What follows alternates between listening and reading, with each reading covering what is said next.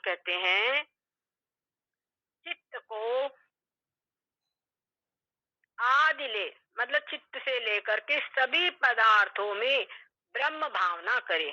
चित्तादि सर्व भावेषु ब्रह्मत्वे, सर्व भावना, चित्तादि जो सभी भाव है, ठीक है, चित्त आदि को लेके न सभी भाव, जितने भी भाव पदार्थ हमको दिखाई पड़ रहे हैं, हमको चित्त दिखाई पड़ रहा है, उन सब में ब्रह्मत्वे, वो सब कुछ ब्रह्म रूप से, उनमें ब्रह्म में सब कुछ ब्रह्म है। चित्तादि सर्वभावेषु ब्रह्मत्वे सर्वभाव, और इस प्रकार से सभी वृत्ति, जो वृत्ति है अंतःकरण वो अनेकों पदार्थों में जाती है, कभी इस पदार्थ को पकड़ी कभी उस पदार्थ को पकड़ी, तो जिस भी पदार्थ में जावे वो पदार्थ ब्रह्म है। ये पदार्थ से दूसरे पदार्थ में गए तो ये ब्रह्म है, ये ब्रह्म है, ये ब्रह्म है। इस प्रकार से सब कुछ जब ब्रह्म है तो ब्रह्म है, इस भाव से जो वृत्ति उसका निग्रह हो जाए, है ना, वो वृत्ति फिर चंचल नहीं होगी। जब ब्रह्म दर्शन करेगी तो वृत्ति क्या हो जाएगी, शांत हो जाएगी।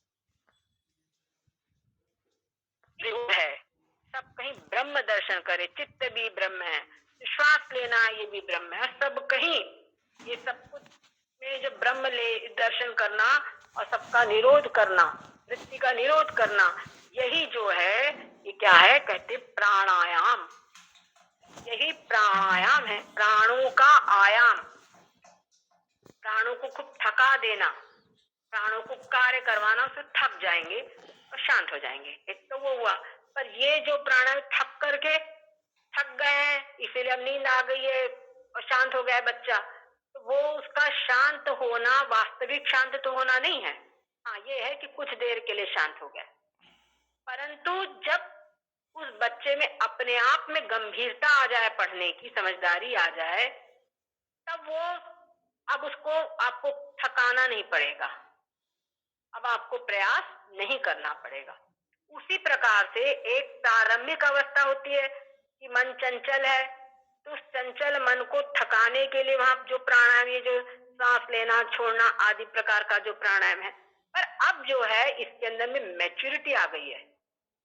जब बच्चा 11वीं 12वीं में जब चला जाता है तब बच्चे के अंदर मैच्योरिटी आने लगती है, उसको लगता है मुझे जीवन में क्या करना है, तो अब वो इधर उधर खेलने भागने में नहीं रुचि रखता और पढ़ने बैठता है। अब उसको समझ में आता है कि मेरे को अगर मैं पढ़ूंगा तो मेरा क्या लाभ होगा और अभी तक मैंने कितना नुकसान किया, ये उसके समझ में आता है। उसी प्रकार से जिज्ञासु अब मैच्योर हो गया है, अब उसको समझ में आ रहा है कि संसार के पदार्थों में चित्त को ले जाएंगे तो वो सिर्फ चंचल ही होगा, अपने स्वरूप में ही इसको रख करके ही हम आत्म कल्याण कर सकते हैं। और अपने स्वरूप के अंदर में हर जगह पे केवल अपने स्वरूप का ही दर्शन करे, आत्मा का ही दर्शन करे, ऐसी जो स्थिति है, ऐसा ये जो प्राणायाम है ये इसके लिए सहज प्राणायाम होगा। इसमें जो प्राण है वो सब अपने आप शांत हो जाएंगे। यही प्राणायाम वास्तव में प्राणायाम है। आगे रेचक और पूरक प्राणायाम किसको कहते हैं ये भी सुने। निषेधनं प्रपंचस्य रेचकाख्य समीरण, निषेधनं प्रपंचस्य रेचकाख्य समीरण, ब्रह्मैवास्मीति या वृत्ति पूरको वायुरीरितः। बड़ा सुंदर कहते हैं, एक तो सांस को लेना होता है और एक छोड़ना होता है। तब ये जो प्राणायाम बताया गया है इसके अंदर में क्या लिया जाएगा श्वास रूप से और क्या छोड़ा जाएगा। तो कहते हैं निषेधनं प्रपंचस्य, प्रपंच का निषेध। प्रपंच जो है तीनों काल में है ही नहीं, नाम रूप सब मिथ्या है, सब कल्पित है। इस प्रकार से प्रपंच का जो निषेध करना है, निषेध किया है मतलब उसका त्याग हो गया ना, निषेध करना मतलब प्रपंच का त्याग। ये जो प्रपंच का निषेध है ये रेचक है। ये क्या है, रेचक है। अंदर का भी जो वायु रहता उसको निकाल देना होता है। तो वैसे ही अंदर अंतःकरण में जो संस्कार है, ये संपूर्ण प्रपंच के वो संपूर्ण प्रपंच के संस्कारों को इनका निषेध कर देना है, इनके संस्कारों को निकाल देना। सब मिथ्या है, सब कल्पित है, इस प्रकार से इनको निकाल देना क्या है? रेचक है, रेचक प्राणायाम है। अच्छा, पूरक प्राणायाम क्या है? पूरक यानी ग्रहण करना। तो ग्रहण करने में क्या ग्रहण करना है? ब्रह्मेवास्मीति या वृत्ति, ब्रह्मेवहम, मैं ब्रह्म हूं। संपूर्ण संसार का जो अधिष्ठान वो मैं, ये जो अधिष्ठान है, सबका आधार अधिष्ठान वो मैं। अब ये मैं हूं, इस चीज को ग्रहण करना, इस वायु को ग्रहण करना। अहम ब्रह्मास्मि सदाशिवोहम, इस वृत्ति का ग्रहण करना ही क्या है? पूरक है। इस वृत्ति का नाम पूरको, ये पूरक है, इसको पूरक वायु कहा है। ठीक है ना? कितनी सुंदर बात इन्होंने कही। अब उसके बाद है कुंभक। कुंभक मतलब रोकना। उसमें क्या कहे? ततस्तद्वृत्ति नैश्चल्यं कुंभक प्राण संयम अयं चापि प्रबुद्धानाम अज्ञानां प्राण पीडनम। अब जब अहम ब्रह्मास्मि इस प्रकार से ग्रहण किया वृत्ति ने, और संपूर्ण ब्रह्म जो कुछ भी है सब कुछ इसका निषेध कर दे, सब कुछ मिथ्या है, सब कुछ कल्पित है। कहने का इस पे क्या नतीजा निकला? सर्वं खल्विदं ब्रह्म, इस सारा संसार का निषेध होकर कि सब कुछ ब्रह्म ही है, ये इसमें निकल गया। अब जो भी अनात्म पदार्थ है, उन अनात्म पदार्थों की कोई अपेक्षा नहीं है, उनका कोई अनुसंधान नहीं है, केवल मात्र एक ब्रह्म तत्व ही शेष है। ये जो ब्रह्म तत्व का शेष स्थिति रह गई, इसके अंदर में चित्त की वृत्ति को ठहर जाना, अपने स्वरूप में चित्त की वृत्ति का रुकना, इसी में स्थित होना, इस स्थिति का नाम है कुंभक।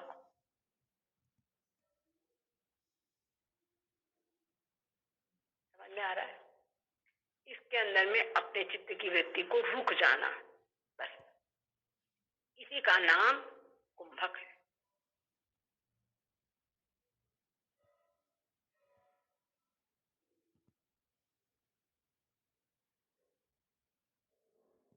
मतलब सब कुछ केवल ब्रह्म ही, ये जो निश्चय पक्का हो गया मन में, पूरा निर्धारण अब हो गया है, अब कहीं भ्रम की स्थिति नहीं रह जा रही, इसी स्थिति का नाम है प्राणायाम।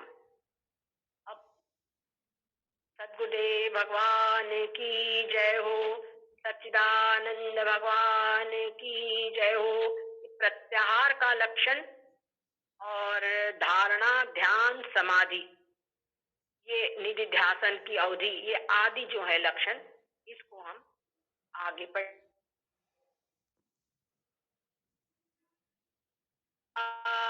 की जय हो, सच्चिदानंद भगवान की जय हो। ओम पूर्णमदः पूर्णमिदं पूर्णात् पूर्णमुदच्यते पूर्णस्य पूर्णमादाय पूर्णमेवावशिष्यते। ओम शांति शांति शांति शांतिर्भवतु। बहुत सुंदर। जय श्री कृष्णा। देखो हमने पहली बार सुना, बहुत बढ़िया लगा। शुरू में जो प्राणायाम वाला था बहुत अच्छा लगा, रेचक कुंभक। सबको नमो नारायण। भगवान शंकराचार्य जी की वाणी है। हाँ नहीं, मैंने तो पहली बार सुना, बहुत बढ़िया, बहुत आनंद,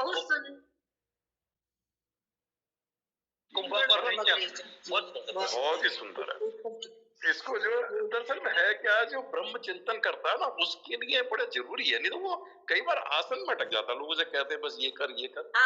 इस अप्रोक्स अनुभूति में तब उसे लगता है कि रेचक प्रारब्ध सही पूछा जाए तो आसन प्राणायाम ये सब कुछ शरीर को ही साधने वाले हैं। हाँ, शरीर को मतलब मेन ऑब्जेक्टिव तो यही है ना कि अवस्था आती है उस समय पर शरीर को साधने के लिए आप ये करें तो कोई निंदा नहीं कि नहीं करो, ऐसा नहीं मतलब है। ना, ये ना करो, लेकिन इस भ्रम में मत रहो कि मेरे ब्रह्म चिंतन ही मैं कर रहा हूँ।